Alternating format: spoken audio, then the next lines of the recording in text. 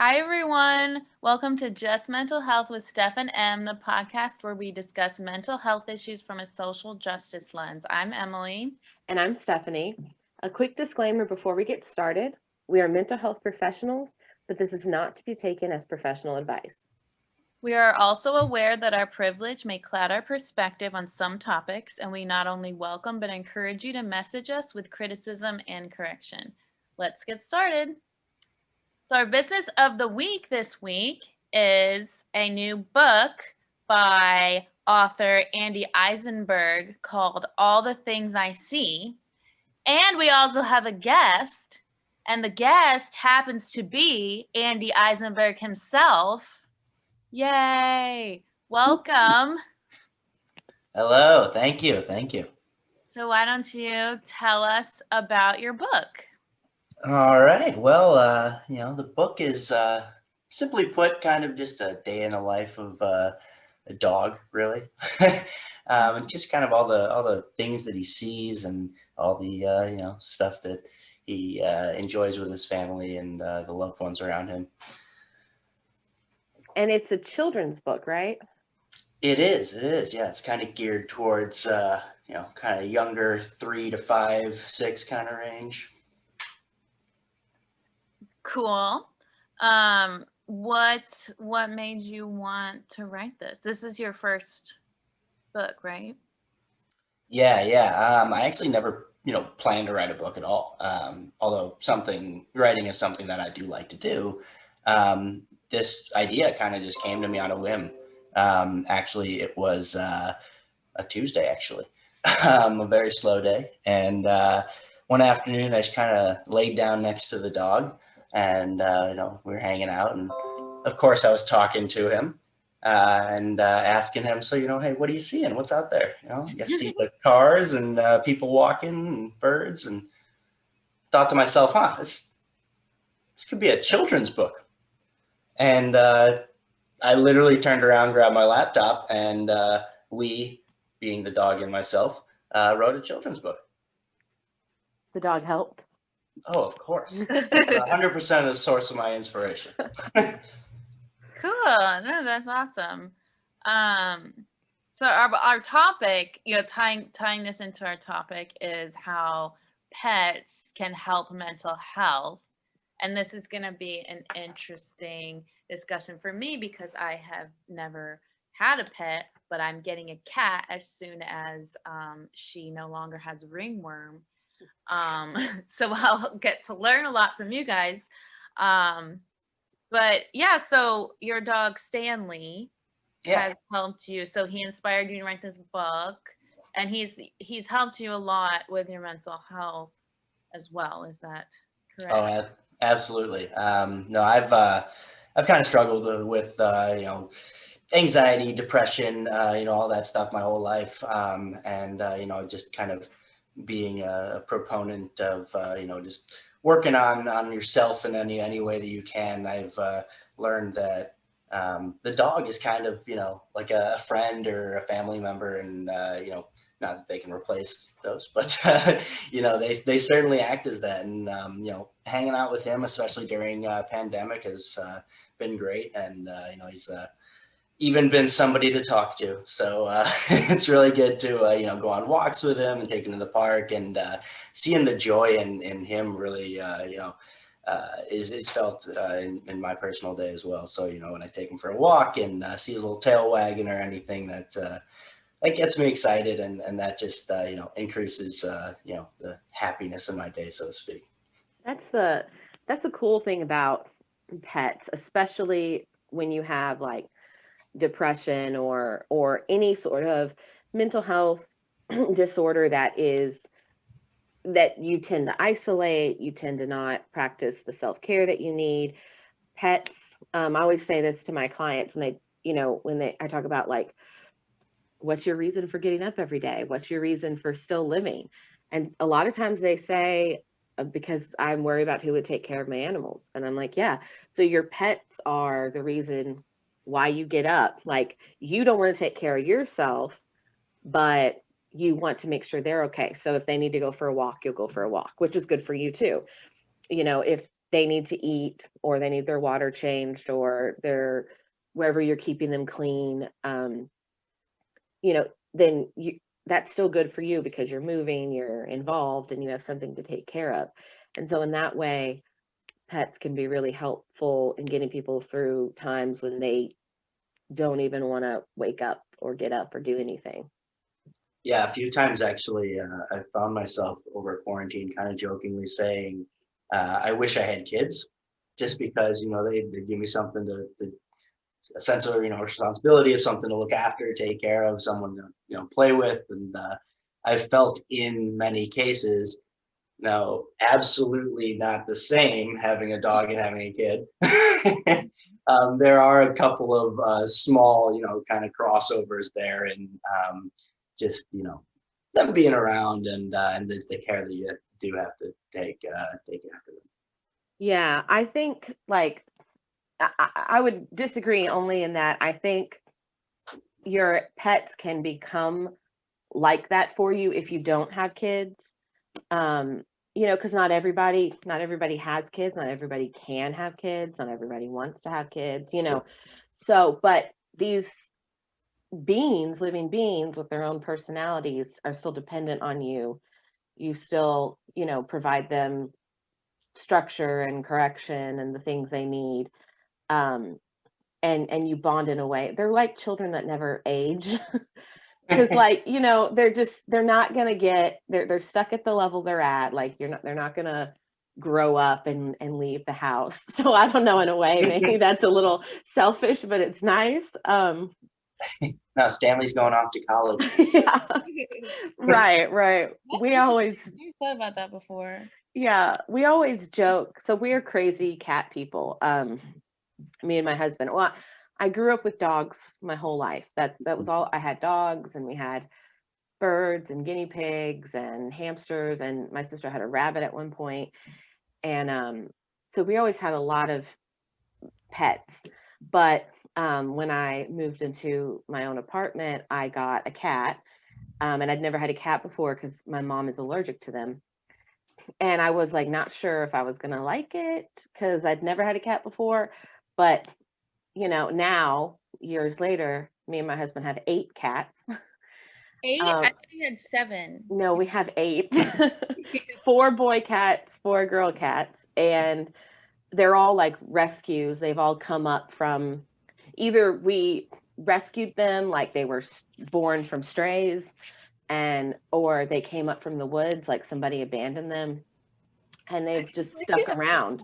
I'm sorry. They are foster kids. Like they. We actually adopted a cat that was born in our backyard when I was a kid. Yeah. That's what happens, like their mom was not around to take care of them anymore, so like they view me as their mom and my husband as their dad, and they really do have a relationship with us that's more like we're their caregivers, we're their owners, but they think of us as like family. They try to groom us.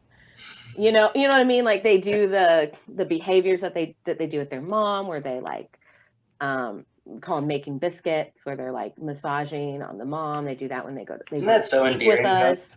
Yeah, it is. I know that like dogs occasionally, like if they like nestle up on you or put their ear, like where they can hear your heartbeat. I always love that. Yeah, or they lick your chin, which is a trait from wolves, to show that they recognize you as the alpha. My ex-boyfriend's cats would, like, they could always tell when something was wrong, and they would like come over and like cuddle you. Like they just had a way of knowing if you were upset about something. Yeah. That's animals. I didn't live with this boyfriend, but I would imagine like living with, like having an animal there all the time that can just sense your mood and will just give you love. Sure, it does a lot for your mental health. Yeah. It does. Like Andy, when you were saying like during this whole pandemic and during lockdown. Um, People that live alone, I'm sure, had a really, really hard time.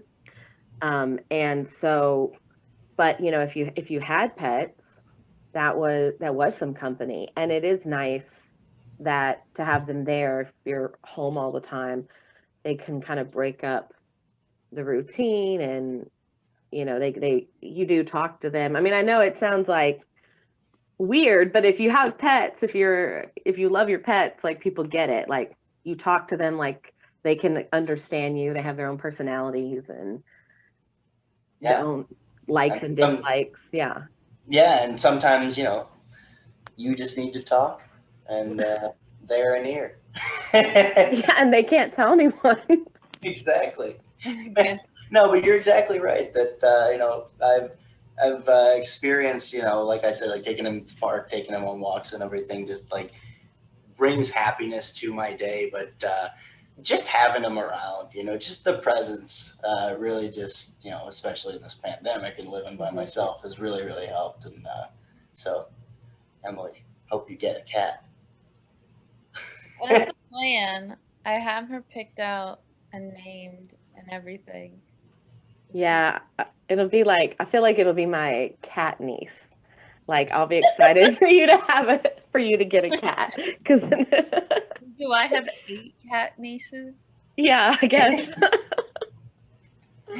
I'm not a Uh, very good aunt to them because I say how they annoy me whenever I'm at your place. well, but they are annoying, but you still took care of them, so I really appreciate that. She had cat sit for me a few times.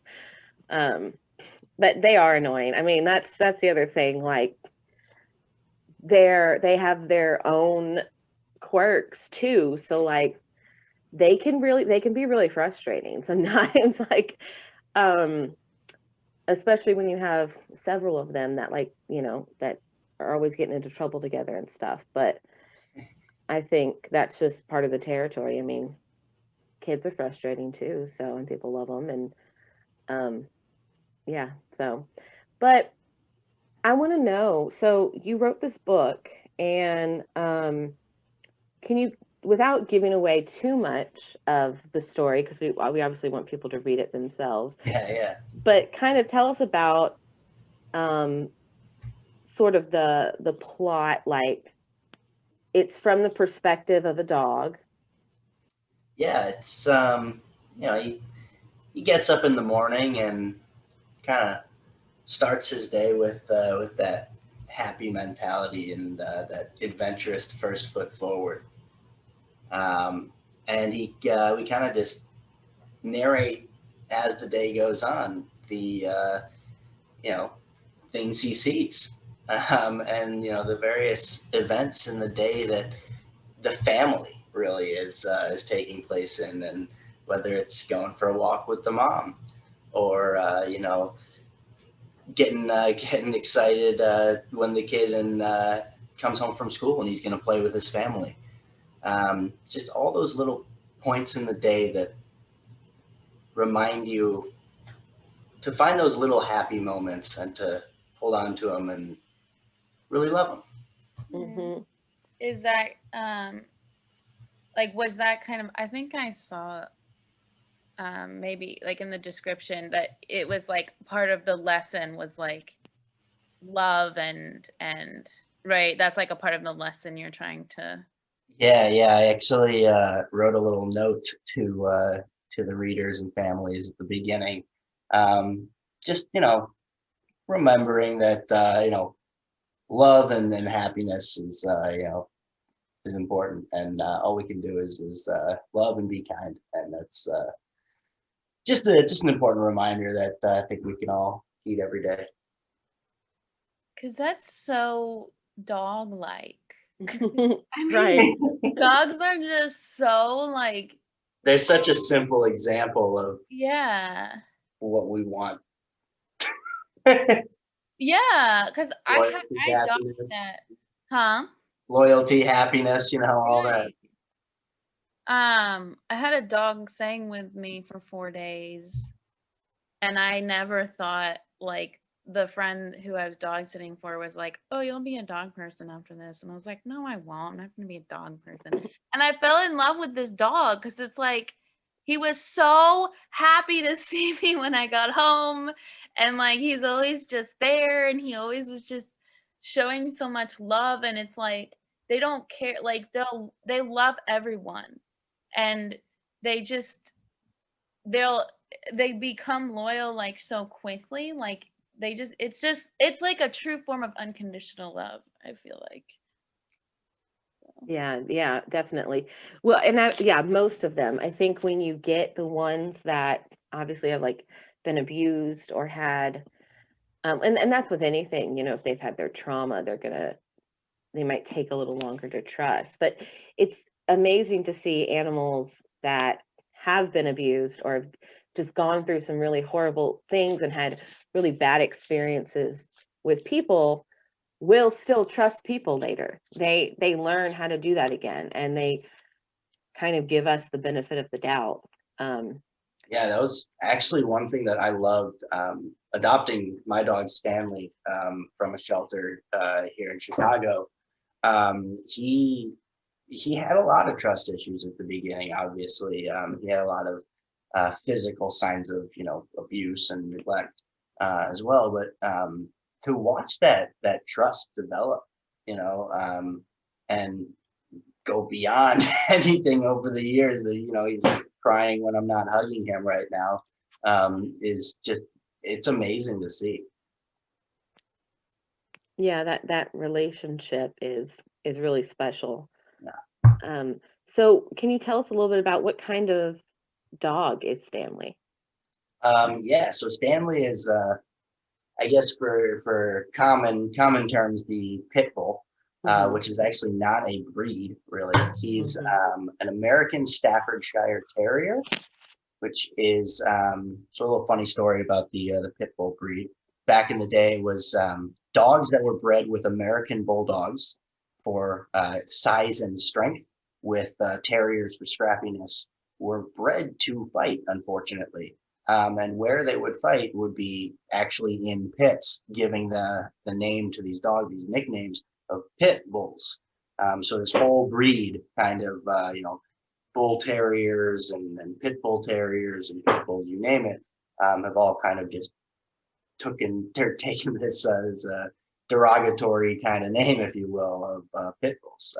But it's unfortunate because they get a bad rep, they bad reputation. People think that they're a mean breed, but they're not. They're actually, I think American Kennel Club or something ranked them like fifth friendliest breed of all recently. So they're the nanny dog, actually, as some say online. They're Right. great with families. So I've been surprised. It's great.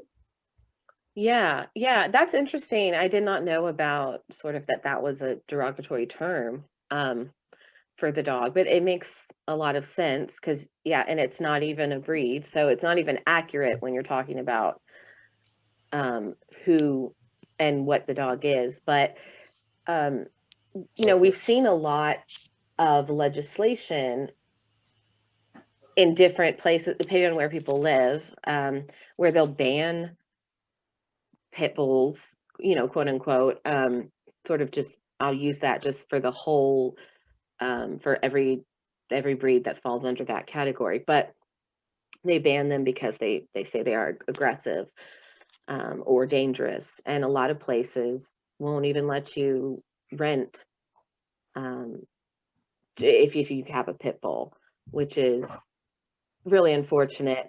Um, because yeah, at least every pit bull I've met has been extremely friendly and loves kisses and just wants attention all the time. So, Speaking of which, here he comes. oh, he's Yeah, gonna join shake us. the collar around.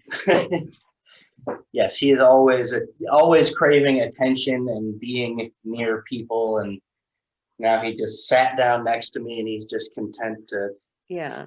sit here facing the door, I guess, protecting me while I Hmm. work.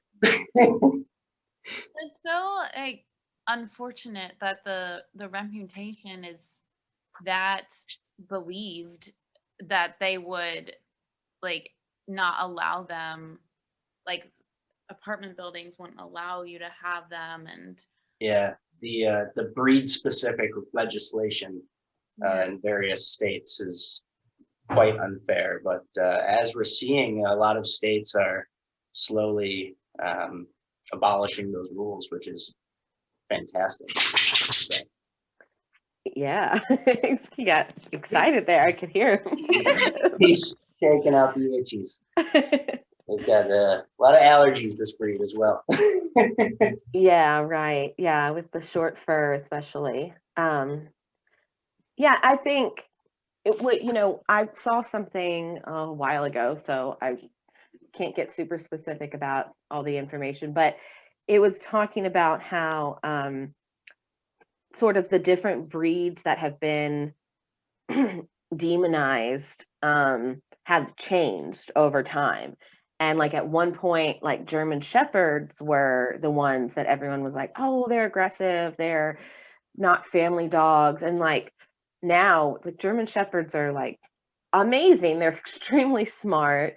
They're very much, family oriented, and they're great work dogs too. I mean, a lot of people use them. They're probably one of the most common dogs, at least that I've seen, that people have used as like service animals. Um, Yeah, they amaze me. I mean, oftentimes I see them out at parks or something, and just their obedience and there's plus their like skills. Of course, you've seen them, as police dogs and such, athleticism and rescue abilities and such. yes, They're yeah, amazing dogs. they are, and they're so sweet. I mean, Oh yeah. so, but and then also like Doberman and Rottweilers have also had uh their moment of people, sort of villainizing them. And I think pit bulls are just the most recent ones, and it will kind of go in a phase. They'll find another breed to, get all upset about. And really, people who have dogs and who have had those breeds know that it's not the breed, it's how the owner trains or brings up that The dog. owner, it's the environment. I mean, they have traits that, there's a name for it, but they have like characteristics that can essentially be taken both ways. I mean, it's like a superhero, they're gonna take something that enhances whatever it is, whether it's the good or the bad, and for my American Staffordshire Terrier here, little Staffy, he's very loyal. So he's loyal to me. He's extremely, kind to me. Fantastic. But if we can play around and mess around with somebody and maybe think that we're fighting, he might get a little aggressive towards, someone who might be doing harm to me. It's just one of those traits that can really go both ways. And unfortunately, put them in a bad neighborhood and they might be protecting someone in a positive way, but it could appear negative. Mm-hmm. Right. And some of that is, very much how the dog has been socialized. And some of it is also like how people have been socialized to treat and interact with dogs they don't know. Like there's so many people, and this really gets on my nerves because it's so dangerous, that will go up and interact with a dog without that they don't know, without talking to the owners first. And then of course, who is at fault? Then they blame the dog. It's like, first of all, like you wouldn't go up and just like pet a random person, or you shouldn't, because you don't know how they might react. Like, don't do it to a dog. Like, Funny story actually on that. I've gotten lucky that Stanley's really, really friendly. Like kids in the neighborhood have to kind of run up to him, like, kids, they kind of poke him in the eyes and, scratch their face and stuff. But he's totally fine with them. But when I first got him, a friend of mine's mom actually told me, she's like, try like doing some things that a kid would do to kind of test out and check it out beforehand, like she suggested to pull on his tail.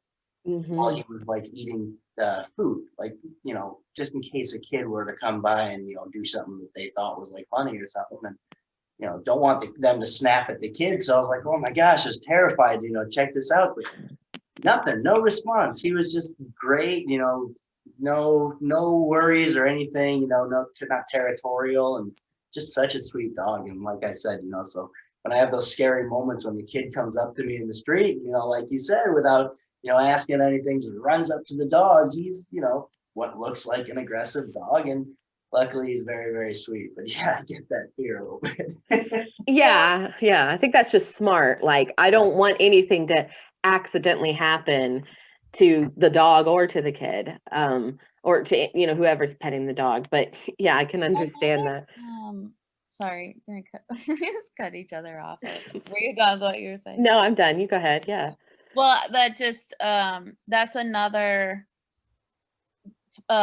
thing that people tell me about having a dog, and if I'm ever like out with someone and their dog, is that people talk to you, like kids come up to you, or like people will just be like, oh, like what's your dog's name, and it helps you like meet people and Mm-hmm. socialize, which is also good for your mental health. So it's Yes. another way that it Yeah. helps your mental health. I actually met some neighbors just from like going to the park with the dog. One person, the dog actually went up to their dog, so I would not have talked to this person otherwise. Obviously, went over there and their dogs, and we're chatting, and turns out they lived on my block, and so kind of walk past each other and say hey every now and then. And then you get kind of those park locals. We've taken them to the park every now and then, and we see the same people, so we kind of have made friends. And it's I would say it's not like forced, but forced friends, but it's friends that I wouldn't have made otherwise if I wasn't taking them to the park or something. So it's pretty cool, yeah. Right. Yeah, so it helps with the like people who live alone, or especially during the pandemic, like having a pet in general, but then also it breeds conversation with other people, Those helps. things that you like already have to do or like are already going to do with the dog. I'm gonna take him for a walk. I'm gonna maybe take him to the park or go to the pet store or something. All of those places, pretty much in my opinion or in my experience, there have been some sort of interaction with people. Whether it's just, oh, cute dog, or like, oh my gosh, I had one of those when I was a kid. Let me Mm-hmm. tell you some stories or something.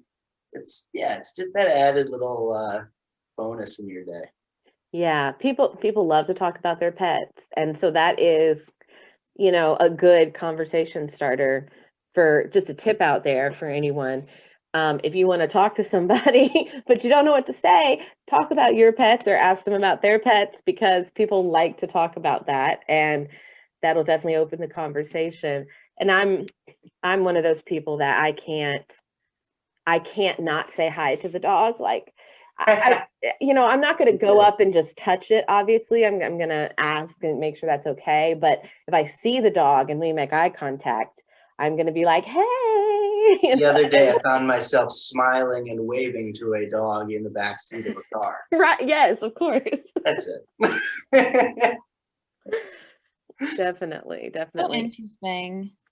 I see a dog and I'm just like, oh, like There's a dog. I Yeah, notice dog a is different. dog just like I notice like a person. Like I know they're there, but I'm not paying any attention to them. They're just there. Like, and then I'm with people and they're like, "Oh my God, look at the dog!" And I'm like, "Okay, let's get back to like our conversation." I was telling, so I was telling you a story and you just got distracted by the dog. I don't know, but I get it. Like if you have a dog, it's just I know it's just because I've never had a dog. Mm-hmm.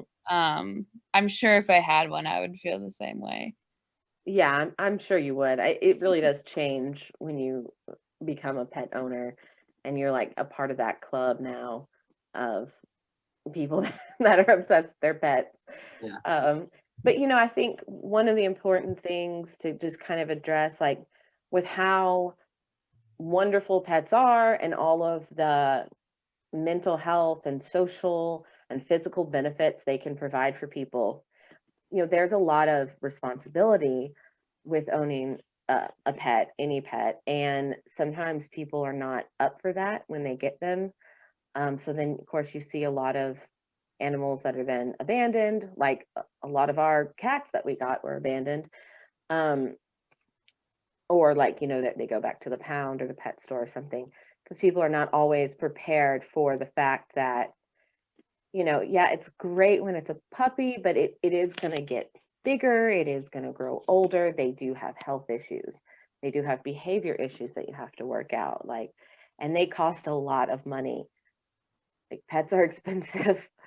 I don't know if you've ever if you've known people sort of like that have had to give up their pets.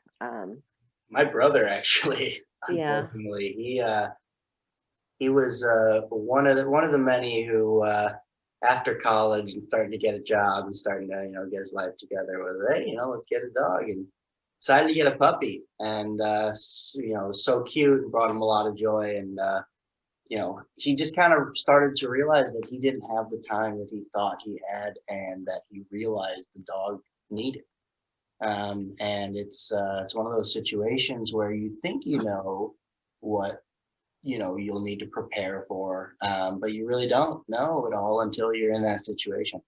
And he kind of unfortunately got a little in too deep, and realized that the dog was not the best situation for him. But luckily, he knew some people who were looking for a dog, so it was an easy transition there. A great family.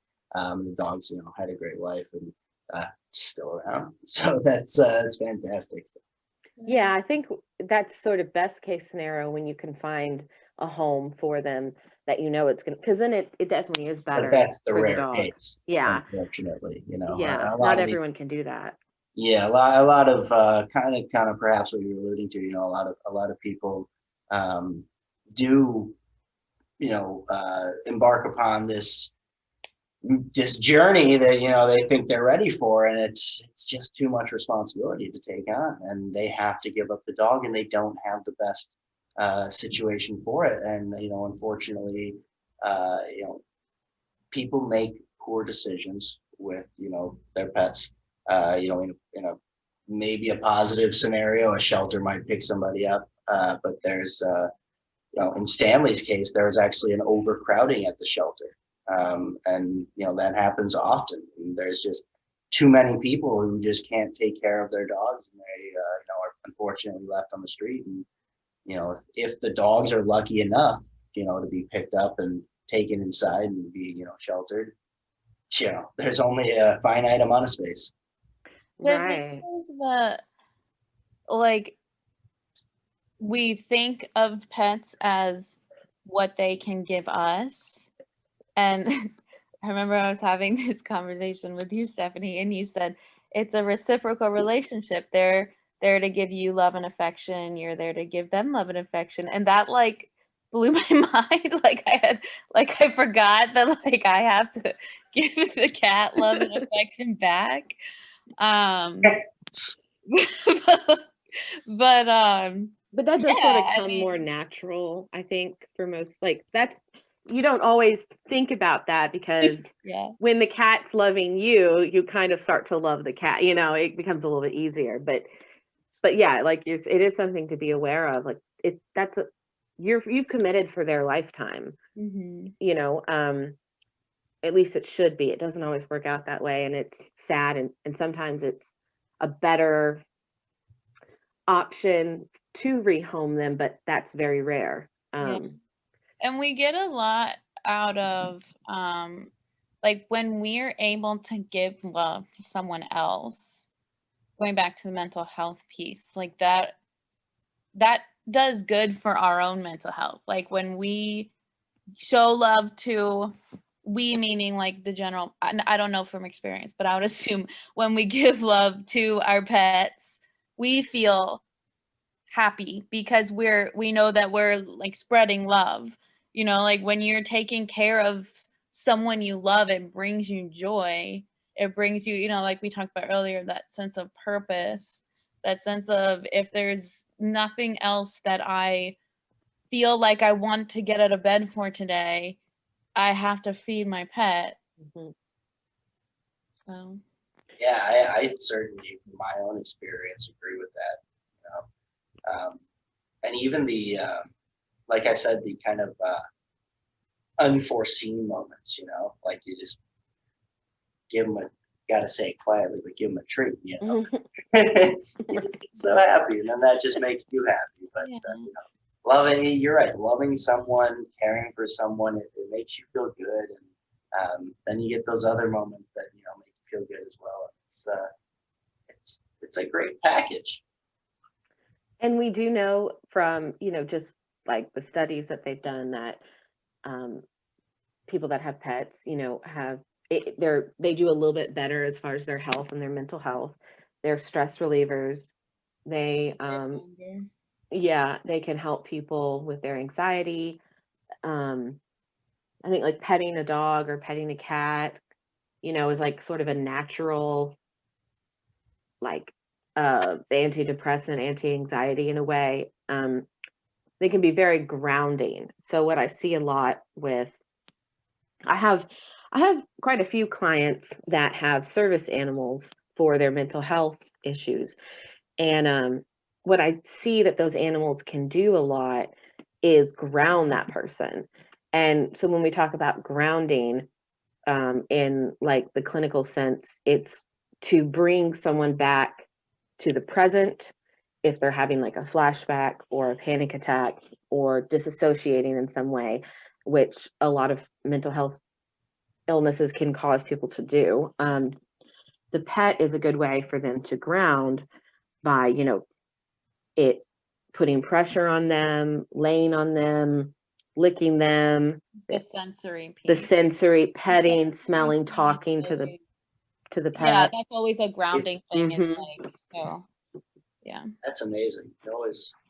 I'm always fascinated by all of, what, I mean, in my experience of all of what dogs can sense in people and do for people. That's quite amazing. Just hearing examples like that as well. Yes, it's pretty cool to see in the session when the client is, you can tell they're getting aroused in some way, like their anxiety is high, or they're getting sort of like the fight or flight triggered, like especially when you're doing like trauma work, sometimes that can happen. And you have to have things in the session that can help them remain present and stay calm and feel safe. And when they have a service animal, it makes my job so much easier because the animal does it for them. And the animal can a lot of times clue me in into how they're feeling before I can even know, before I can even check in and be like, where are you right now? How is your anxiety? Before I can even ask that, the dog is letting me know, because the dog is pawing or licking or walking, pacing or something to get that person's attention. And so it's just a really great therapy tool for people. I think service animals are just awesome at what they can do. Like you said, what dogs can do is pretty incredible. Yeah, absolutely. Yeah, I'm always interested to hear, because I have never worked with clients with a service animal. So I'm most interested to hear your experiences. Because I would imagine, I mean, like and just like animals just like give people like a calming presence. They make people happy. Um, so if nothing else, it's like they get to see a dog for an hour a week, like, I mean, yeah, that does make the session a little bit better. Like, I talk to the dog when it comes in. I say goodbye. It greets me. It gives me a little sniff. It knows where my office is. Oh, that's it. I was thinking it was your dog.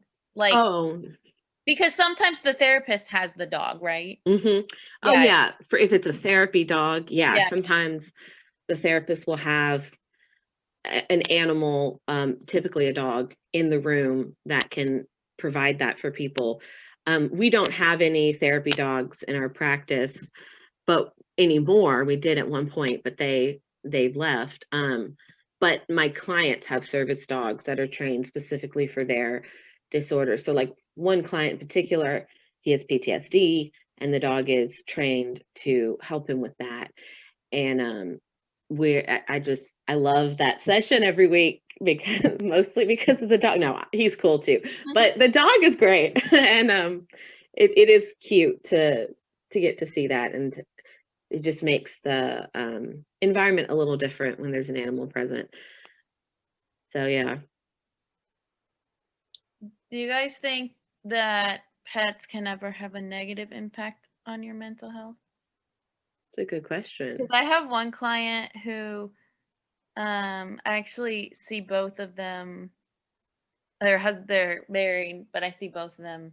I see both of them separately, and they both, in their respective sessions, talk about how this dog causes them so much stress. A puppy, but they're like, "We love the puppy, but oh my god, he's driving us crazy." Like, they brought this up multiple times, and how this puppy is causing them so much stress. Hmm. They're like, "But we also love him." So I don't know. I don't know if, like, how I would judge. Do they have kids? No. So that's a good practice for them if they want kids. I mean, because imagine having like a newborn, the kind of strain that that puts on parents and on a relationship. Sometimes sometimes people will have a child and then be like, I think I want to leave my spouse. And really, they just are just stressed because it's a lot to take care of. And I think the puppy is kind of a good practice in that way. Like, it's sort of like, it's one of those things, like if you're remodeling a house, is like similar, like either it makes your relationship really strong or it ends the relationship, because it just puts so much stress on you. So yeah, I can totally see how that could be a negative if it's not worked out with them, if they're not able to manage that. I don't know. What do you think, Andy? I mean, my first thought goes towards kids and thinking, oh wow, there's so much work at the beginning, but then they grow up and look at all the great stuff and all the great times, and it certainly can be overwhelming though, and I can definitely understand how it can kind of eat away at you and stress you out. So, ooh, that's a tough one. I think it's also, another thing that would parallel this with, if they ever decided that, if the kids is something they want, that they could be mindful of, is sort of their way of handling their different views on how to raise and train and handle the puppy. It could also be a reflection of how they might differ in parenting. And so if that's where the struggle is, like one is a little more strict about something than the other, that's probably going to be a point of contention later, and they can use that to kind of work through it. Um, because you don't realize how different your views on those things are until you have to raise something else with another person. You have to share their input. So it can be a good point for them to talk about. But yeah, as far as like detrimental to mental health, I don't know. I think it would depend. Like, I think in a very serious situation where like someone is completely unprepared and doesn't have the support to take care of their animal, and something bad happens, that could be very detrimental to someone's mental health. I would imagine, like an accident, or the animal dies, or the animal hurts them, or something like that. And then they might feel guilt from that. And yeah. Potentially, situations that could cause, perhaps a traumatic experience that the owner might not be prepared for. Hmm. Perhaps interaction with other dogs that can lead to, a serious injury or something. If you're going to a park and the dog owner is not so experienced and not ready for how a dog could interact with another dog. If they get into a fight, that can be a pretty traumatic experience. I mean, the people can get hurt as well. Um, that's all just kind of due to a little bit of the overwhelmingness of the overwhelming nature of the responsibility of a dog. Yeah, absolutely. So what kind of going back to your book kind of wrap, things together. What do you hope when someone is reading this book or sharing it with their child or something like that, where do you hope that they learn and take from this story? I hope they kind of take from the story what I take from Stanley every day, and that's just to kind of back up and to just kind of enjoy the small things, and embrace those little happy moments. Stanley, and I kind of mentioned this in my note to the readers there.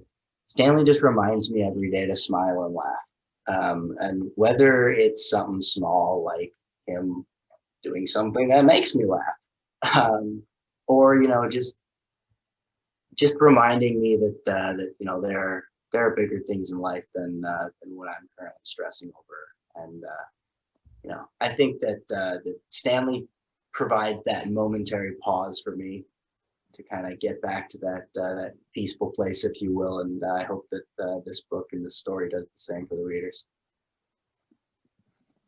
Yeah, that's very I sweet. love that. Yeah. It's a really good lesson for kids. I mean, for adults too, but it is something that you'd want to ingrain in a child's upbringing. Yeah. Hey, happiness for all ages. As corny as that can sound. So where can people get this book?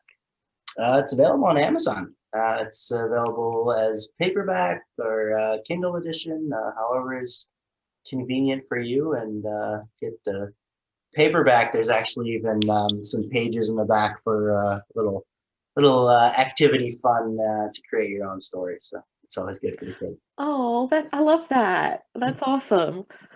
There's a review. Such a cute book and gift idea for a kid who loves his doggo. Can't wait for more of Andy's work. 5 stars. So. Oh, that's precious. That absolutely. Appreciate it. So do you think there will be more? Actually, a friend of mine jokingly mentioned some offshoot possibilities of all the things that Stanley could see, Oh yeah. And it did make me think that I could make more stories even just down this same pipeline here. But one thing that I was thinking, I kind of made a list actually over this pandemic time of things that make me happy to kind of make sure that I'm doing some of these things every now and then. And writing about Stanley and writing this book crossed 3 of them off the list, and I realized, what, maybe writing is something I should think about. So maybe more books are on the horizon. That's a good tip too. Just keeping a list of things that make you happy, to go back to in those times when it's really hard to feel that way. So yeah, that's awesome. I think that's so cool. Having a children's book is a big deal, and congratulations on accomplishing that. And yeah, maybe I'll probably read it, even though I don't have kids. But I'll read it to my cats. I'm gonna get it I'll from drop one by. Oh, sorry, Emily, you said what?